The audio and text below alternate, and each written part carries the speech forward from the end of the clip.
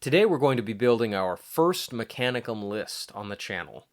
My local group is planning to play a new escalation campaign based on the rules from the new Dark Mechanicum book, and so I thought this would be a perfect time to start building up my Mechanicum force. And that's what we're going to do today.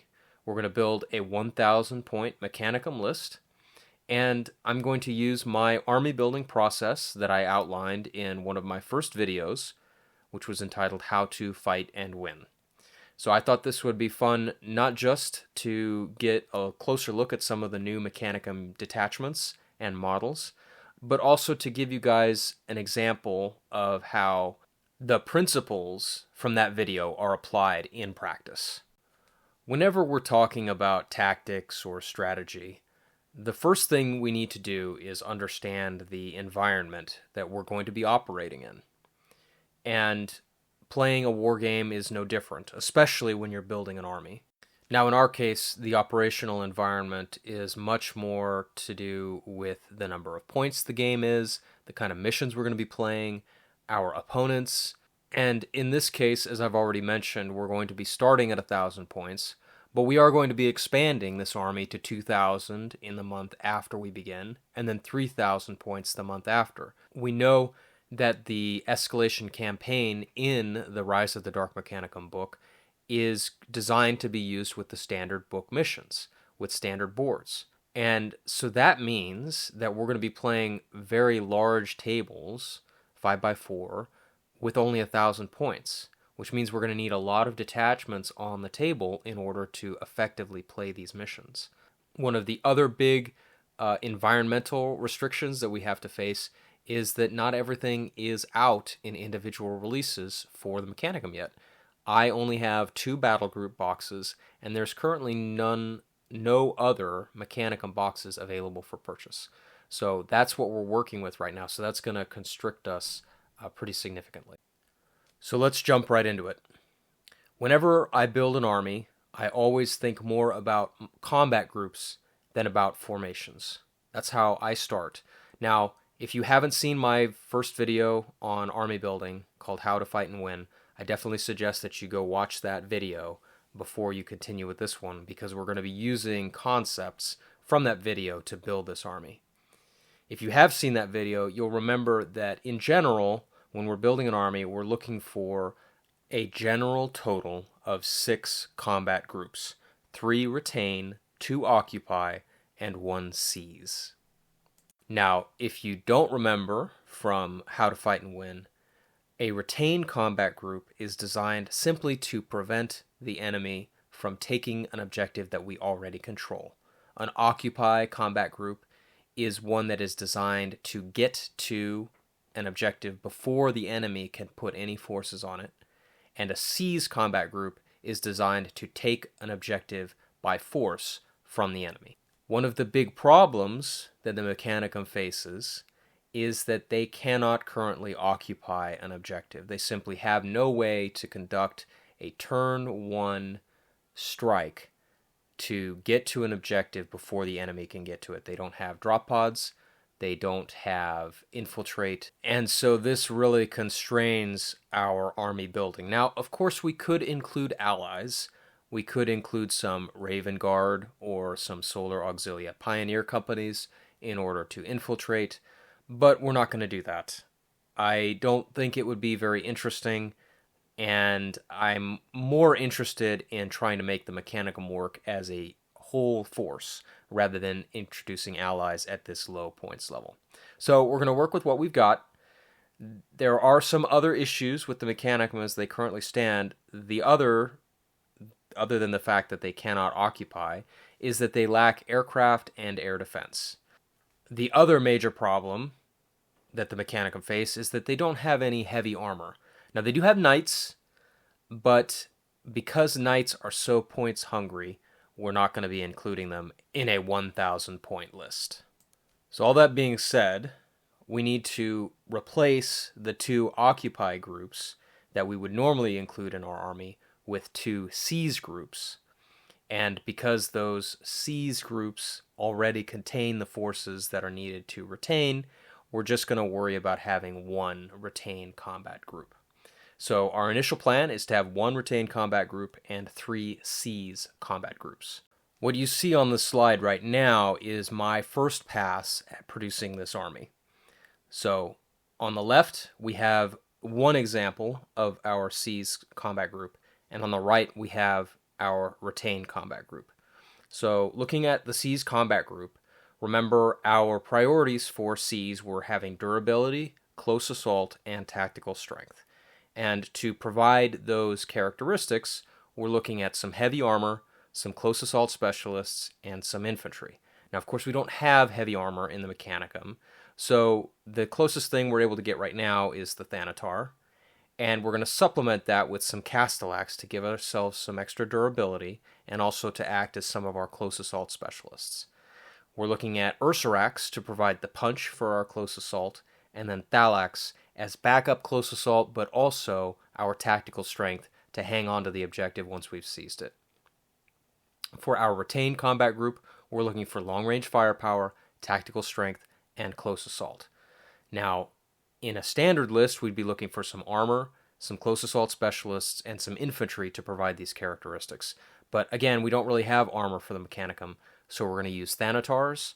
We're going to have some Myrmidon Destructors, which are going to give us some more of that long-range firepower, as well as supplementing our tactical strength, and acting as a close assault force for us, because they're not close assault focused, but they do have a decent close assault factor, which should be enough at this points level to hang on to the objective.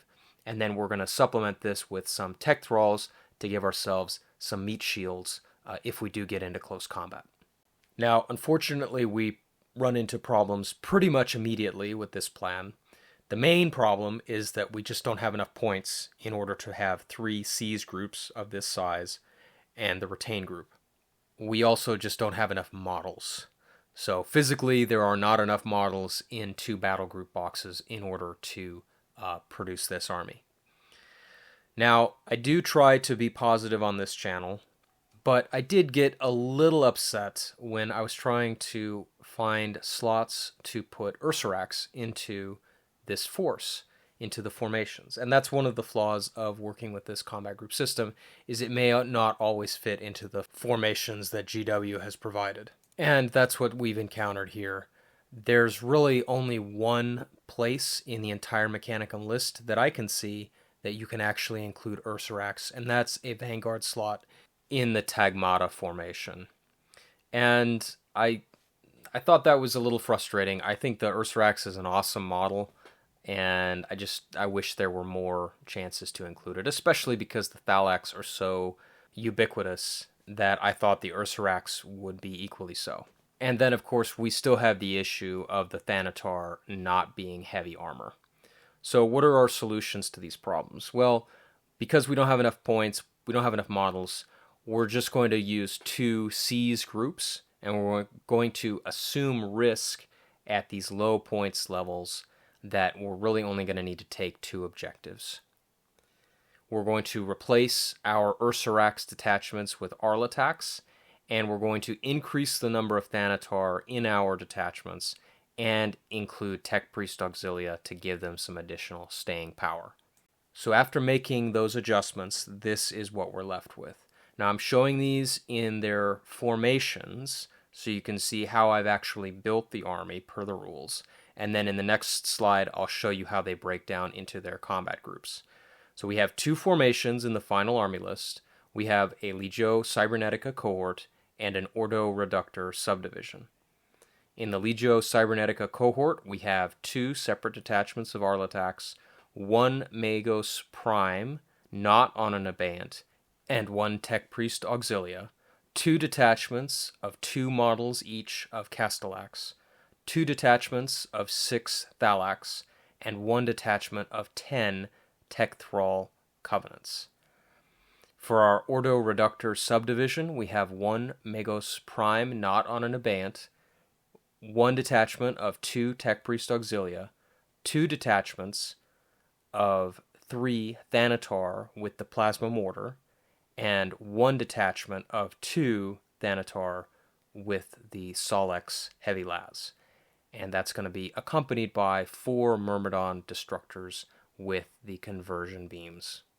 And this is how those formations break down into our 3 combat groups. So on the left, we have our retain combat group, and that's going to have 1 of our Magos primes, and he's going to be in the detachment with the 2 Thanatars with the Solex Heavy Las, the 4 Myrmidon Destructors, and the Tech Thralls.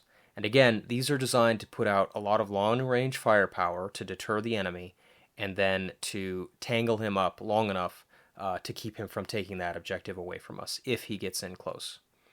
Our 2 Seas combat groups are each made up of 1 detachment of 3 Thanatars with the plasma mortars, and these are designed to give us our punch, right? So they're going to move up, soak up fire, and put some deadly plasma mortar shots into any buildings or any heavy armor that tries to get in our way.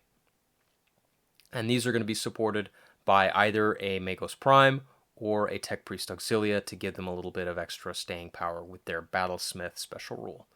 Each of the Seas combat groups also has a detachment of 1 Arlatax, and then 1 detachment of 2 models of Castellax with a Tech Priest Auxilia or a Magos Prime.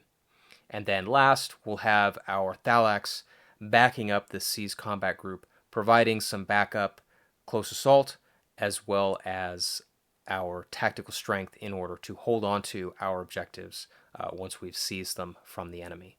And we have 2 of those combat groups in order to control the battlefield. So we still have some problems. We have a very low model count. The fact that we've replaced our Ursarax with Arlatax means we're going to be very, very outnumbered in close assault.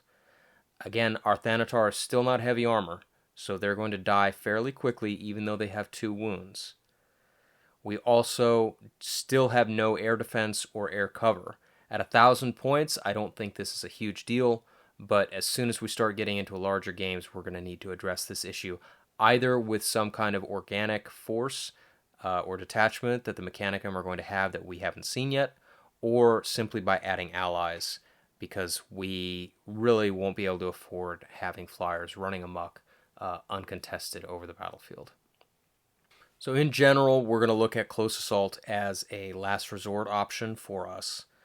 And as we get more releases for Mechanicum from Games Workshop, we will expand this army, probably by changing over to 2 Tagma sub-covenants, which will give us some increased model count, give us more access to Tech Thralls, which will give us some meat shields to protect our more valuable units and to keep us from being outnumbered.